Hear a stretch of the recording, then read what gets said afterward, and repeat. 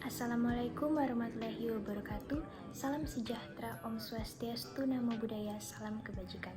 Yang saya hormati Ibu Aisyah Abbas selaku dosen pengampu dan juga yang saya kasihi teman-teman sekalian. Terima kasih atas kesempatan yang telah diberikan kepada saya. Di sini saya akan menjelaskan tentang tugas Pancasila yang diberikan oleh Ibu Aisyah Abbas tentang euthanasia, cloning, dan juga aborsi. Oke, let's move to the video. Yang pertama adalah euthanasia. Euthanasia sendiri dapat dikenal sebagai suntik mati. Euthanasia berasal dari bahasa Yunani dan terbagi menjadi dua kata. Yang pertama adalah eu, yang artinya baik, dan thanatos, yang artinya kematian. Definisi euthanasia adalah praktik pencabutan kehidupan manusia atau hewan melalui cara yang dianggap tidak menimbulkan rasa sakit atau rasa sakit yang minimal, biasanya dilakukan dengan cara memberi suntikan yang mematikan. Permasalahan euthanasia ini sudah ada sejak kalangan kesehatan menghadapi penyakit yang tak tersembuhkan, sehingga dalam situasi ini tidak jarang pasien meminta untuk penderitaannya segera dihentikan. Atau dalam keadaan lain, pasien yang sudah tidak menyadarkan diri, keluarga mereka meminta untuk dihentikan saja pengobatan atau memberikan obat yang dapat mempercepat kematiannya. Namun di Indonesia sendiri, euthanasia belum memiliki suatu regulasi atau hukum yang pasti, sehingga di Indonesia euthanasia masih dianggap sebagai suatu tindakan yang ilegal. Dr. Suprono membagi euthanasia menjadi 4 macam. Yang pertama adalah euthanasia sukarela atau voluntary euthanasia. Pada euthanasia ini, pasien meminta memberi izin atau persetujuan untuk menghentikan atau meniadakan perawatan yang dapat memperpanjang hidup mereka. Yang kedua adalah euthanasia terpaksa atau involuntary euthanasia. Euthanasia ini membiarkan pasien mati tanpa sepengetahuan si pasien sebelumnya, dengan cara menghentikan atau meniadakan perawatan yang dapat memperpanjang hidup pasien. Yang ketiga adalah mercy killing sukarela atau voluntary mercy killing. Euthanasia ini dilakukan dengan sepengetahuan dan persetujuan pasien, diambil tindakan yang menyebabkan kematian. Yang keempat adalah mercy killing terpaksa atau involuntary alleged killing.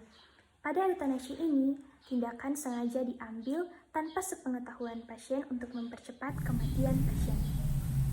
Kemudian ada beberapa pasal yang berhubungan dengan euthanasia.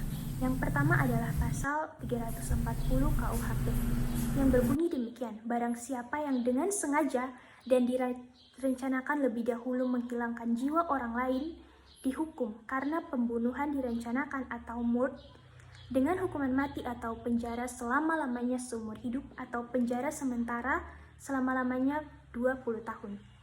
Kemudian yang kedua adalah pasal 359 yang berbunyi barang siapa karena salahnya menyebabkan matinya orang dihukum penjara selama-lamanya 5 tahun atau kurungan selama-lamanya 1 tahun. Kemudian adalah pasal 345 yang berbunyi demikian. Barang siapa dengan sengaja menghasut orang lain untuk membunuh diri, menolongnya dalam perbuatan itu, atau memberikan daya upaya itu jadi bunuh diri, dihukum penjara selama-lamanya 4 tahun.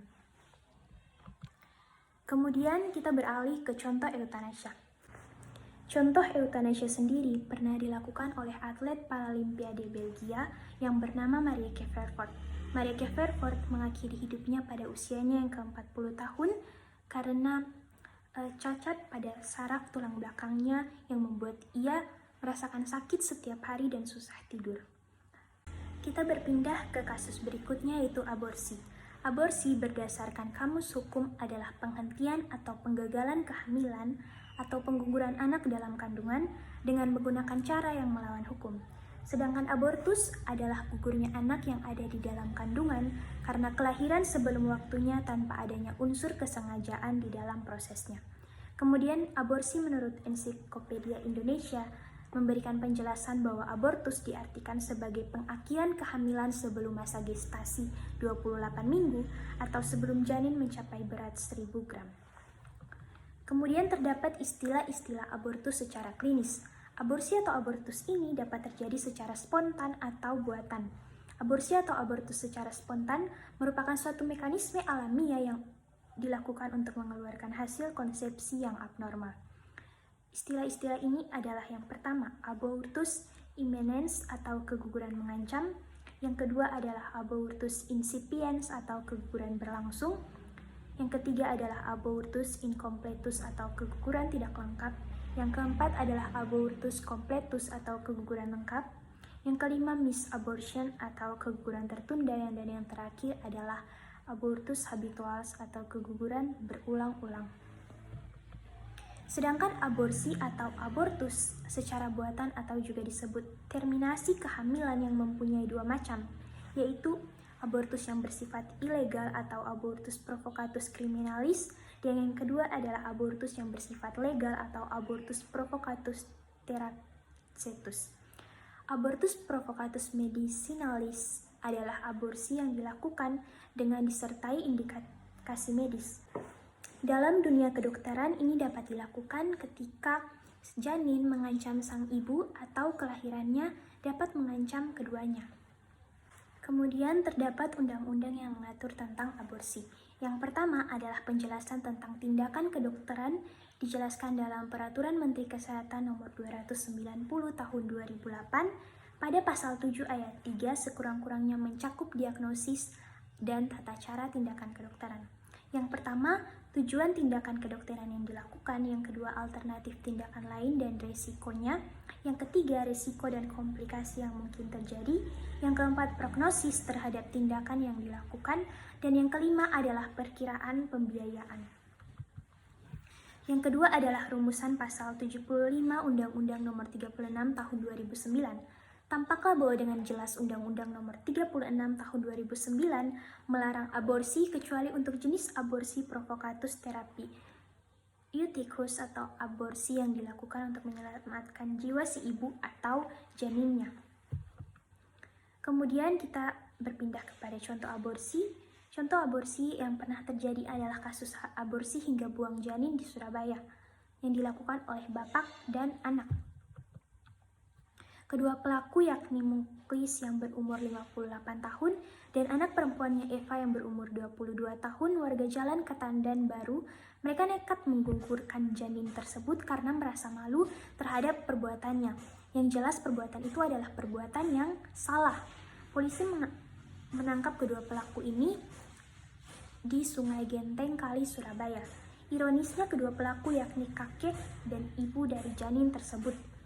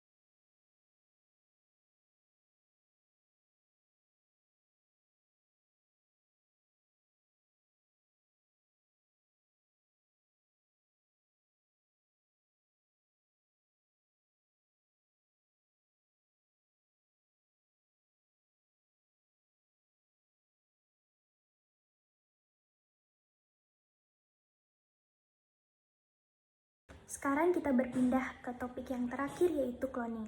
Yang pertama adalah definisi cloning. Secara terminologi, cloning berasal dari kata clone.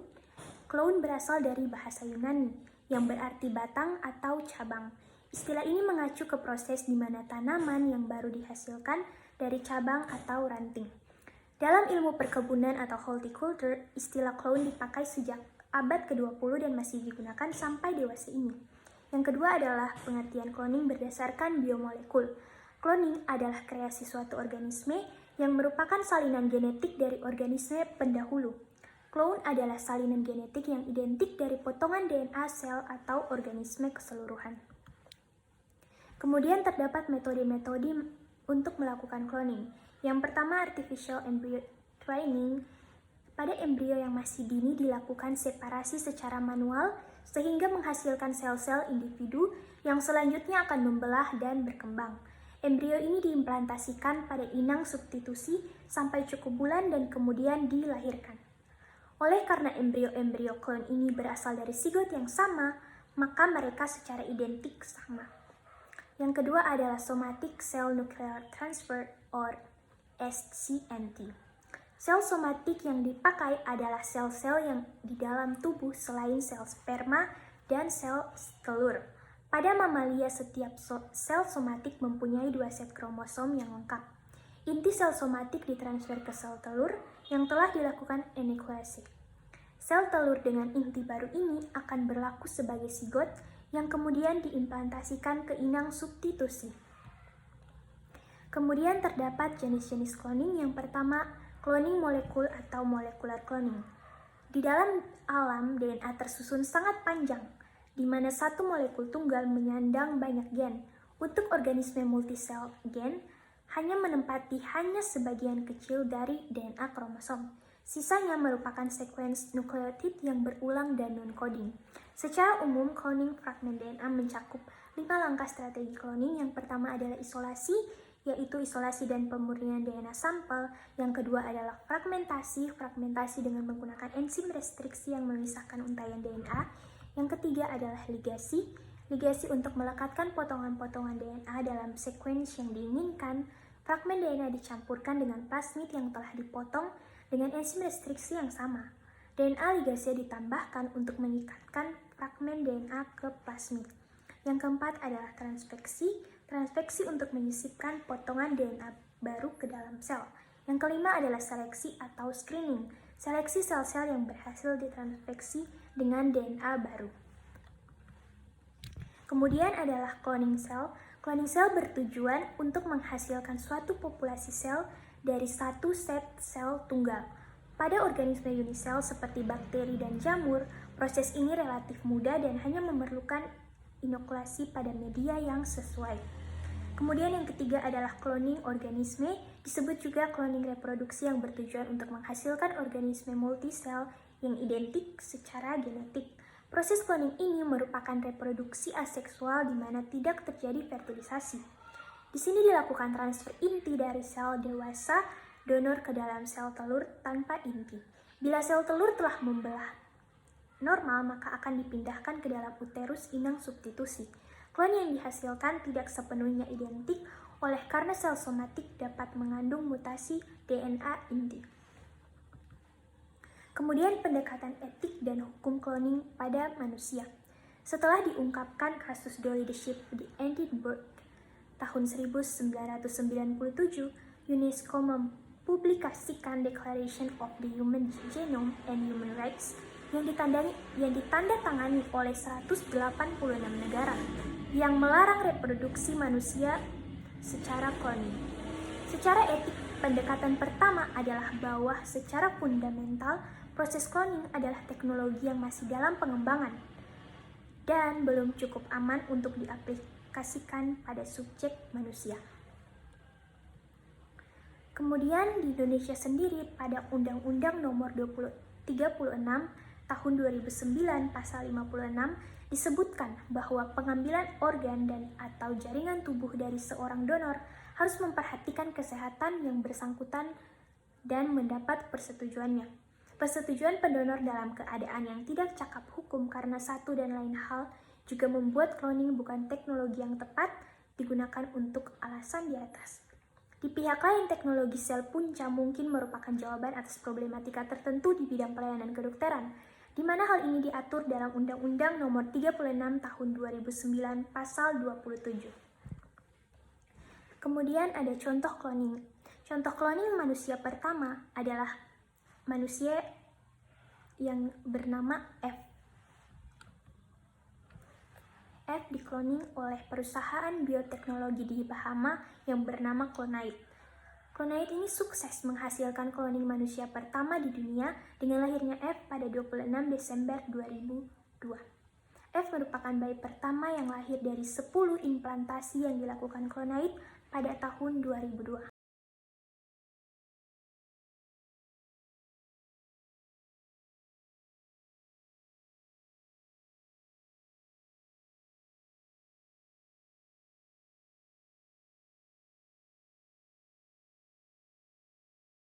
Sekian dan terima kasih. Demikian adalah penjelasan saya tentang euthanasia, aborsi, dan cloning.